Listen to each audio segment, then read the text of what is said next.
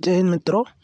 चलिए देखते हैं विश्व की कुछ वनस्पतियां हैं जो इस प्रकार हैं। सबसे पहला है एगारोफाइट्स।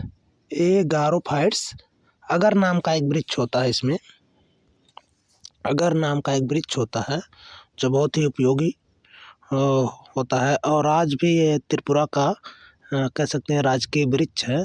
और मुख्य रूप से इसकी जो पैदाइश है, जो मूल स्थान है, ये आपका एशिया ही है। ठीक है, इसमें जावा, सुमात्रा, भारत, चीन, ताइवान और ये क्या नाम है, सुमात्रा, म्यांमार, बांग्लादेश, इन सारे देशों में, सिंगापुर, इन सारे देशों में पाया जाता है।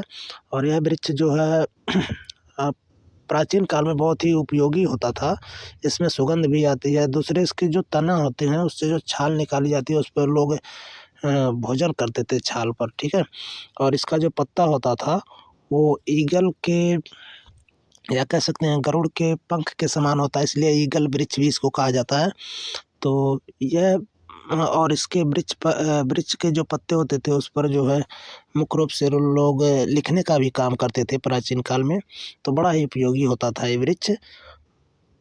ठीक है, अगारोफाइट्स, इसमें जैसे लाल शैवाल आ गया, मुख्य रूप से एक उदाहरण है। फिर आगे देखिए एंथोफाइट्स, पुष्पीय पादप। एंथोफाइट्स में पुष्पीय पादप आते हैं, जितने भी पुष्पीय पादप हैं। फिर आगे कार्मोफाइट्स, मूल, स्तंभ या पर्णयुक्त पादप इसमें आते हैं। फिर अगला है क्रायोफाइट्स। क्रायोफाइट्स में मुख्य रूप से हिम पर पाए जाने वाले पादप, या कह सकते हैं हिम का मतलब होता है बर्फ पर पाए जाने वाले पादप। फिर आगे है क्राइप्टोफाइट्स, इसमें भूमि के अंदर उगने वाले भूमिगत कलिकाओं युक्त पादप आते हैं। फिर आगे है कास्मोफाइट्स, पत्थरों की दरारों में उगने वाले पादप इसमें आते हैं। फिर आगे है कैल्सिसो, थोड़ा एक कठिन है लेकिन इसको बोलिएगा, कैल्सिसोलेस। कैल्सिसोलेस, इसमें कैल्शियम युक्त पादप आते हैं। कैल्शियम युक्त मृदा पर वृद्धि करने वाले पादप आते हैं। ठीक है, फिर आगे देखिए कैल्सीफ्यूगेस। कैल्सीफ्यूगेस अम्लीय मृदा पर वृद्धि करने वाले पादप आते हैं। अम्लीय मृदा पर वृद्धि करने वाले पादप आते हैं। फिर आगे देखें केरिसोफाइट्स, अनुपयोगी भूमि पर, जैसे बंजर भूमि पर उगने वाले पौधे इसमें आ जाते हैं। फिर अगला है इपीफाइट्स, आश्रय स्थान हेतु अन्य पौधों पर उगने वाले पादप आ जाते हैं इसमें। फिर अगला है इरीमोफाइट्स। इरीमोफाइट्स 2-3 बार बोलेंगे याद हो जाएगा। मरुस्थल अथवा स्टेपीज, घास स्थलों में वृद्धि करने वाले पादप आ जाते हैं। फिर आगे है फैकल्टेटिव पैरासाइट्स, ये पादप ऐसे होते हैं जो मृतोपजीवी होते हैं। ठीक है, परंतु उपयुक्त वातावरण मिलते ही ये परजीवी बन जाते हैं, जीवित हो जाते हैं। आगे देखें हेलोफाइट्स, ये मोस्ट इम्पॉर्टेंट भाई, हेलोफाइट्स इम्पॉर्टेंट है, दलदली स्थानों पर उगने वाले पादप। ठीक है, दलदली स्थानों पर उगने वाले पादप होते हैं। फिर अगला देखें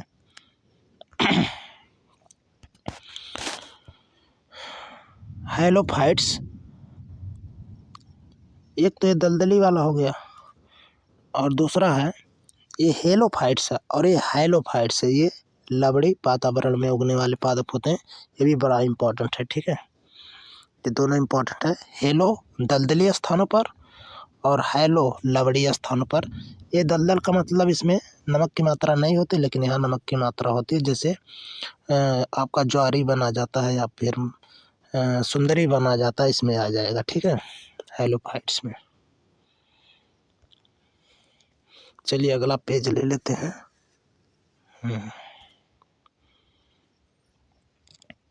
देखें लिथोफाइट्स। लिथोफाइट्स भी बहुत इम्पोर्टेंट है। लिथोफाइट्स इम्पोर्टेंट है, ये जो है पथरीली चट्टानों पर वृद्धि करने वाले पादप होते हैं। फिर आगे है सामोफाइट्स, पी इसमें साइलेंट है बलुई मृदा में वृद्धि करने वाले पादप आ जाते हैं। फिर आगे है हैप्टोफाइट्स, जलोदभिद पादप जो डूबे हुए पथरीली सतह में चिपके रहते हैं। फिर अगला है हाइड्रोफाइट्स, जल में उगने वाले यानी जलोदभिद। ये भी बहुत इंपॉर्टेंट है, वेरी वेरी इंपॉर्टेंट, इतना ध्यान रखिएगा। अगला फिर एक हाइड्रो हो गया, दूसरा हाइग्रोफाइट्स, नमी युक्त यानी दलदली क्षेत्रों में मुख्य रूप से, जैसे जहाँ पर ज़्यादा वर्षा होती है, विषुवतरेखी या कह सकते हैं विषुवतीय प्रदेशों में ज़्यादातर पाए जाते हैं। ठीक है, अगला है हेलियोफाइट्स। हेलियोफाइट्स जो वृक्ष होता है पूर्ण सूर्य प्रकाश में वृद्धि करने वाले, यानी जहाँ पर ज़्यादातर सूर्य का प्रकाश मिलता है वहाँ पर ये ज़्यादा वृद्धि करते हैं। फिर आगे है लिम्नोफाइट्स, निमग्न जलोदभिद जो किसी सतह में चिपके नहीं रहते हैं, ऊपर रहते हैं। ठीक है, इस तरह के पादप होते हैं। आगे है नैनोफाइट्स, बौने पादप नैनोफाइट्स कहलाते हैं, छोटे छोटे होते हैं। फिर आगे है मेसोफाइट्स, ये भी इंपॉर्टेंट है, मेसोफाइट्स वेरी इंपॉर्टेंट, समोद्भिद करके पूछता है। अनुकूल अवस्थाओं में वृद्धि करने वाले पादप। ठीक है, ये ज़्यादातर विश्व के विभिन्न क्षेत्रों में पाए जाते हैं या पृथ्वी के अधिकतर भागों पर ये पाए जाते हैं। ठीक है, अगला देखते हैं मेसोफाइट्स तक हो गया था। फिर आगे है ओक्जिलोफाइट्स, ये जो है ह्यूमस युक्त मृदा में पाए जाते हैं, अम्लीय मृदा में। ठीक है, अगला देखिए, अगला है फ्रेटोफाइट्स जो है पादप जो भूमिगत जल पर निर्भर होते हैं और इनकी मूल अधिक लंबी होती है। ठीक है, क्योंकि जल स्तर नीचे रहता है तो वहाँ तक जाने के लिए। ठीक है, फिर आगे है सिलोफाइट्स जो पाया जाता है सवाना घास क्षेत्रों में पाया जाता है मुख्य रूप से। आगे है साइक्रोफाइट्स, ये हिम मृदा में यानी कह सकते हैं बर्फीली मृदा में, जहाँ तापक्रम 20 डिग्री सेल्सियस तक होता है वहाँ पर। अगला क्वेश्चन, ठीक है,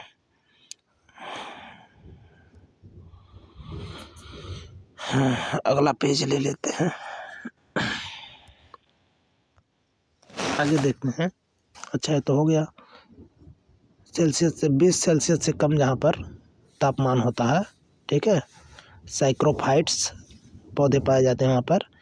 ठीक है, अगला देखें है प्लेनोफाइट्स, ये मुख्य रूप से मुक्त प्लावी पादप होते हैं, मुक्त प्लावी पादप होते हैं। आगे देखें पायरोफाइट्स, ये इंपॉर्टेंट है, जली हुई भूमि पर वृद्धि करने वाले पादप आते हैं। ठीक है, फिर आगे है अगला है प्लीसूटोफाइट्स बृहद आकृति के प्लेनोफाइट्स होते हैं या पौधे होते हैं, जो बृहद आकृति के पौधे होते हैं उनको कहा जाता है। अगला देखें प्लांक्टोफाइट्स सूक्ष्म आकृति के पौधे होते हैं। फिर आगे देखिए पैरासाइट्स, इसके बारे में आप जानते होंगे, पर्यावरण में पढ़े होंगे पैरासाइट्स के बारे में। परपोषी, दूसरों पर जो कह सकते हैं आश्रित होकर पनपते हैं, तो उन्हें पैरासाइट कहा जाता है। अगला है रियोफाइट्स जो होता है बहते हुए जल में वृद्धि करने वाला पादप होता है। रियोफाइट्स बहते जल में वृद्धि करने वाला। आगे है सापोफाइट्स जो है मृदा सतह पर वृद्धि करने वाले पादप होते हैं। फिर आगे है सैप्रोफाइट्स, मृत कार्बनिक पदार्थों पर वृद्धि करने वाले पादप होते हैं।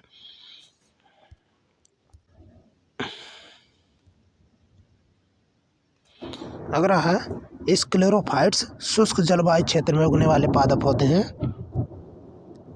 क्या है? साइयोफाइट्स। साइयोफाइट्स जो है छायाप्रिय पादप होते हैं। छायाप्रिय पादप होते हैं। थेरोफाइट्स एक वर्षीय पादप होते हैं जो प्रतिकूल अवस्थाओं में बीज के रूप में रहकर जीवित रहते हैं। फिर अगला क्वेश्चन,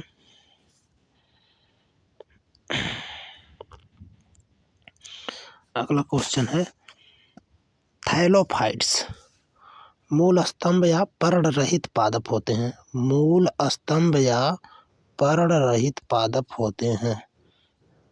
मूल स्तंभ या पर्ण रहित। फिर अगला क्वेश्चन है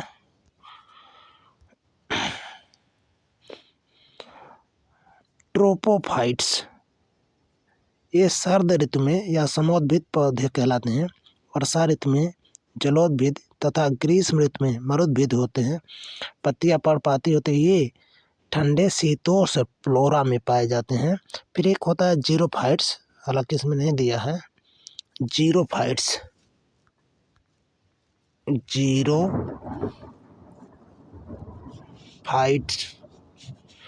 ये जो मुख्य रूप से मरुस्थलीय क्षेत्रों में पाए जाते हैं। मरुस्थलीय क्षेत्रों में, तो ये भी इम्पोर्टेंट है। ठीक है, चलिए लगभग 30-40 क्वेश्चन हो गए। धन्यवाद।